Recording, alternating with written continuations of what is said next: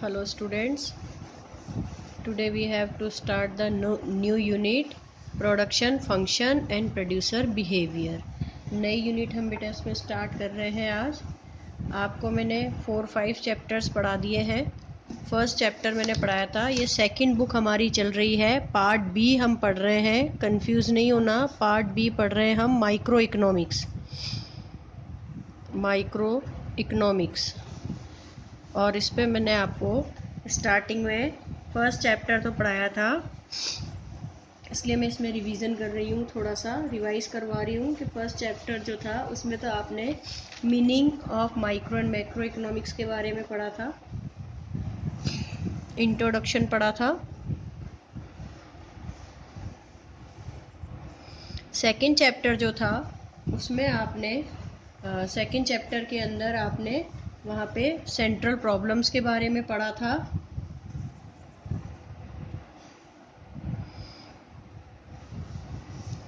Third chapter जो मैं था वो आपके पास में कंज्यूमर बिहेवियर वाला था, ठीक है, जिसमें हमने कंज्यूमर इक्विलिब्रियम को पढ़ा था।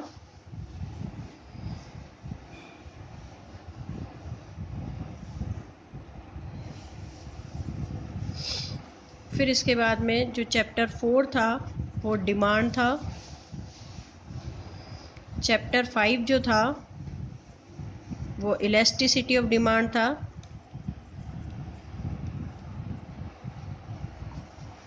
इलास्टिसिटी ऑफ डिमांड ये आपकी फर्स्ट यूनिट कवर कर रहा था।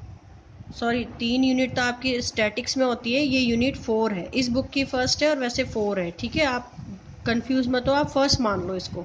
फिर ये एक यूनिट का पोर्शन था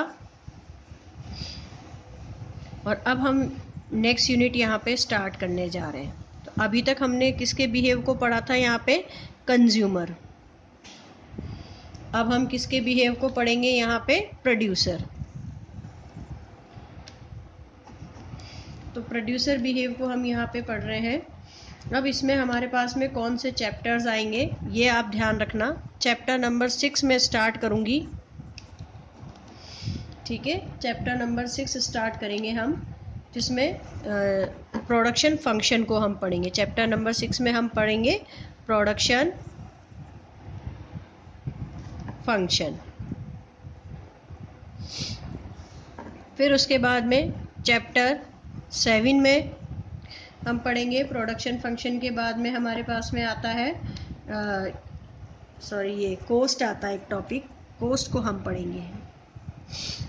कोस्ट के बाद में चैप्टर नंबर 8 में हम पढ़ेंगे कोस्ट रेवेन्यू। और फिर उसके बाद चैप्टर नंबर 9 में हम यहाँ पे पढ़ेंगे रेवेन्यू के बाद में producers equilibrium.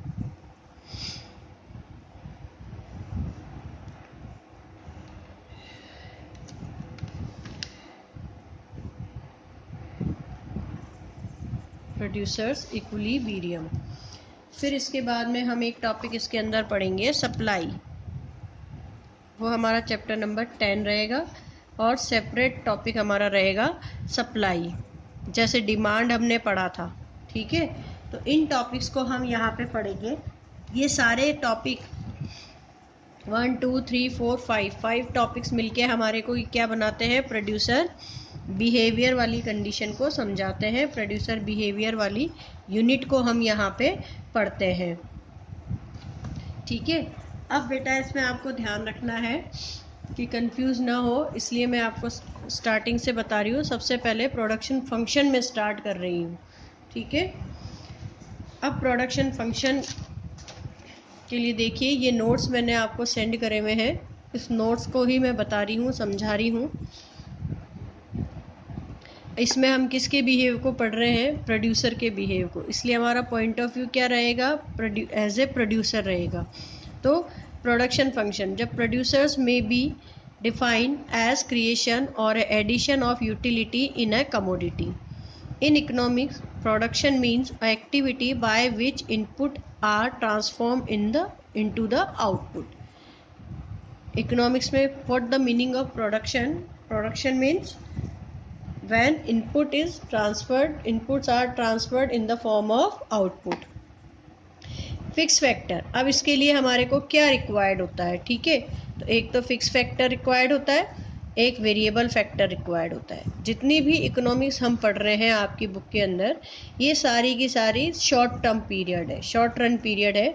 Short term period का मतलब होता है जिसमें हम फिक्स फैक्टर को चेंज नहीं कर सकते हैं, ठीक है। लॉन्ग टर्म पीरियड का मतलब होता है कि हमारे पास में बहुत टाइम है और हमारे को जो भी फैक्टर्स, जो भी चेंजेस हमें करने हैं, हम सारे चेंजेस कर सकते हैं।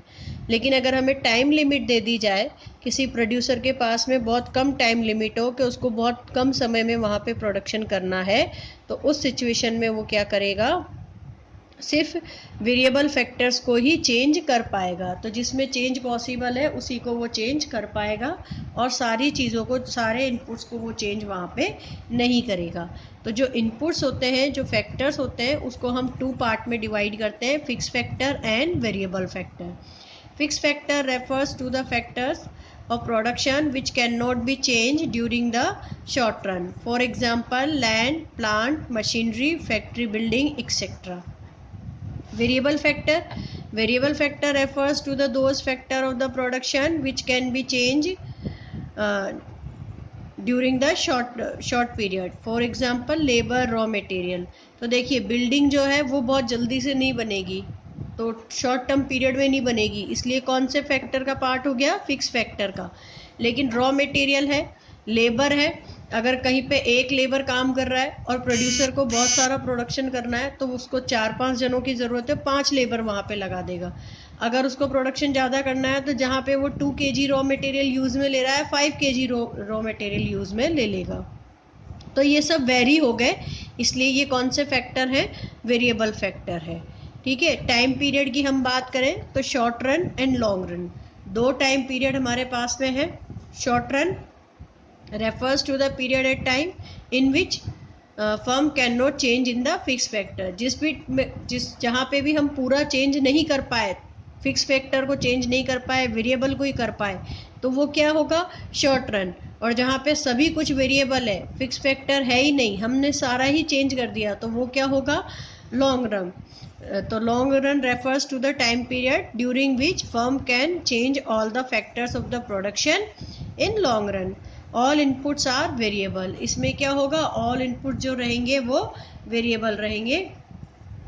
अब आज मैंने आपको सिर्फ शॉर्ट रन पीरियड बताया और लॉन्ग रन पीरियड बताया, और साथ में ही फिक्स फैक्टर और वेरिएबल फैक्टर बताया और बेसिक इंट्रोडक्शन बताया, जिसकी वजह से आप कंफ्यूज ना हो, ठीक है। अब मैं आपको ये कंप्लीट PDF इसके साथ में सेंड कर रही हूँ, आप इसको अपने नोटबुक में नोट कर लेना प्रॉपर वे में, और डेली मैं आपको इसी में से 2-3 पेजेस बताऊंगी, और कुछ ऐसा समझाने वाला हुआ रफ में या कोई भी बोर्ड पे, तो वो मैं आपको एक्सप्लेन कर दूंगी।